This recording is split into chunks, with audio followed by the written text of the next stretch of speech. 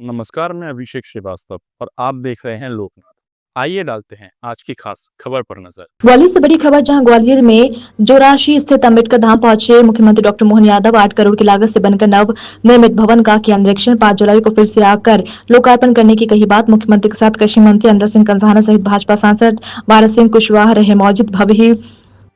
बड़ा ही भव्य अम्बेडकर धाम बनकर हो रहा है तैयार। मुख्यमंत्री डॉक्टर मोहन यादव ने कांग्रेस पार्टी पर जमकर बोला हमला।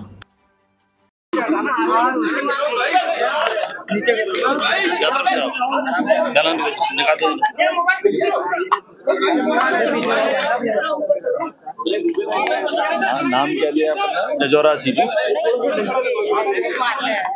बाबा साहब का स्मारक।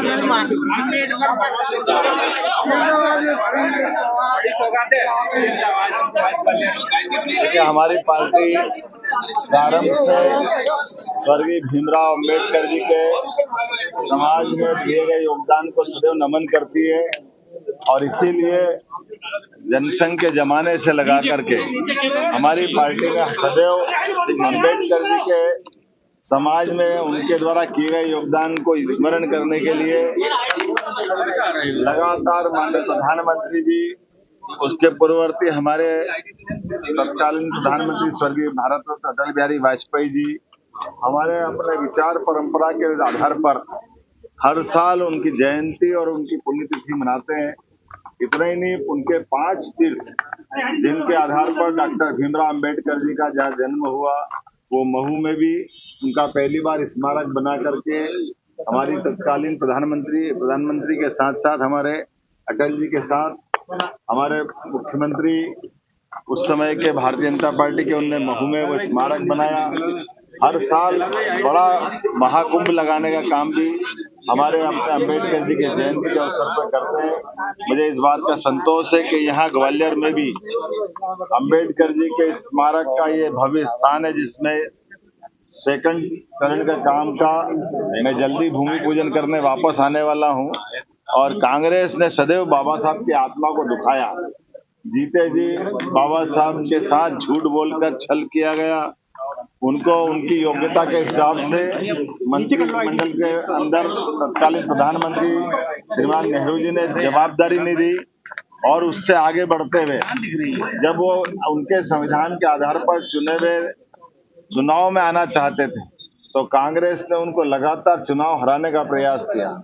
उनकी पार्टी के जब 2 सदस्य चुनाव जीते और एक ने अपने सीट से इस्तीफा दे करके बाबा साहब के लिए उपचुनाव की स्थिति लाए, तब भी तत्कालीन प्रधानमंत्री ने अंबेडकर जी को वो चुनाव भी हरा करके पूरी ताकत लगा करके अपनी बाबा अंबेडकर साहब की जो मूल विचारधारा है उसके विरोध में कांग्रेस की विचारधारा की स्पष्ट लाइन खींची। इतना ही नहीं, बाबा साहब ने अपने जीवन में जो दिल्ली के अंदर योगदान दिया है वो किसी से छिपा नहीं, संविधान से लगा करके पार्लियामेंट तक। लेकिन बाबा साहब अंबेडकर के एक चित्र को भी तत्कालीन प्रधानमंत्री लगाना उचित नहीं समझा। प्रतिमा लगाने की तो बात छोड़ो, बाबा साहब के लिए पार्लियामेंट में पहली बार तेल चित्र लगाने का काम भी भारतीय जनता पार्टी के तत्कालीन नेतृत्व ने किया है। बाबा साहब जी जीते जी परेशान रहे, कांग्रेस ने सदैव दुख दिया और जब शरीर छूटा तो बाबा साहब अंबेडकर जी का दाह संस्कार के लिए भी दिल्ली में जगह तत्कालीन कांग्रेस के प्रधानमंत्री और सरकार ने नहीं दी। उतना ही नहीं, बाबा साहब अंबेडकर के पार्थिव शरीर को लेकर के उनकी चैत्य भूमि जब बंबई ले गए तो विमान के आने जाने का खर्चा भी सरकार ने उनकी पत्नी से लिया है। इससे बड़ा निंदनीय काम क्या होगा। कांग्रेस का दोहरा चरित्र सदैव सामने आता है। कांग्रेस हमेशा अपने वोट बैंक के लिए बाद में बदलती है।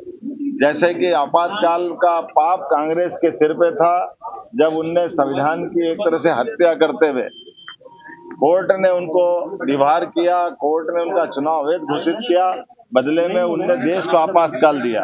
अंबेडकर जी के इस स्मारक स्थल पर आकर के मुझे इस बात की प्रसन्नता, थोड़े दिन पहले ही हमने डॉक्टर भीमराव अंबेडकर अभयारण्य पार्क का नामकरण किया जो सागर में बनने वाला है। डॉक्टर भीमराव अंबेडकर जी के माध्यम से कई सारी योजनाएं, पंचतीर्थ तो है ही, जहाँ भगवान बुद्ध के स्मरण के आधार पर सांची से हम अंबेडकर जी को जोड़ते हैं। तो हमने बौद्ध यूनिवर्सिटी बनाने का काम किया, दुनिया भर के बौद्ध लोगों को मध्य प्रदेश से जोड़ने का अवसर दिया। बाबा साहब अम्बेडकर के आधार पर बच्चों को, मेधावी विद्यार्थियों को छात्रवृत्ति, उनके पढ़ने की, उनकी कोचिंग की, उनके जीवन में बदलाव की, इसी प्रकार से विश्वविद्यालय डॉक्टर भीमराव अंबेडकर विश्वविद्यालय महू में बाबा साहब के जन्म स्थल पर बनाने का काम भी हमारी सरकार ने किया। एक एक करके इतनी सारी योजना है कि बाबा साहब, और वास्तव में हमने ये बाबा साहब के प्रति उनके समाज को दिए गए योगदान को नमन है। लेकिन कांग्रेस को इससे सीखना चाहिए। नकारात्मक पॉलिटिक्स के आधार पर जिस ढंग से कांग्रेस नाटक करती है, अंबेडकर जी और उनके सारे अनुयायी जानते हैं कि कांग्रेस वोट के लिए कुछ भी कर सकती है। इसलिए कांग्रेस आज घर बैठी हुई है।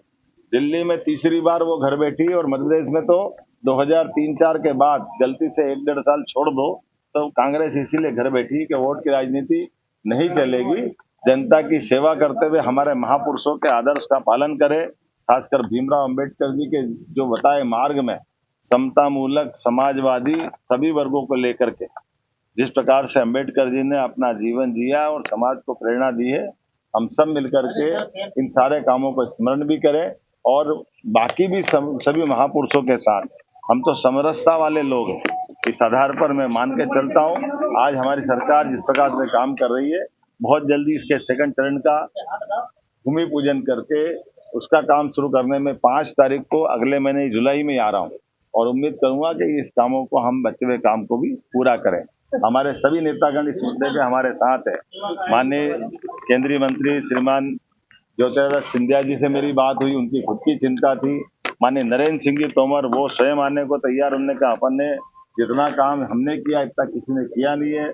हमारे अपने सारे नेता, केंद्रीय और राष्ट्रीय प्रदेश के सारे नेताओं के साथ आज मैं यहाँ के हमारे सांसद भारत सिंह कुशवाहा जी, माननीय मंत्री हमारे वेदल सिंह कंसाना जी, यहाँ की पूर्व विधायक पूर्व मंत्री इमरती जी, हम सब मिलकर के यहाँ के अच्छे काम के आधार पर बाबा साहब की ये इमेज भी बताएंगे।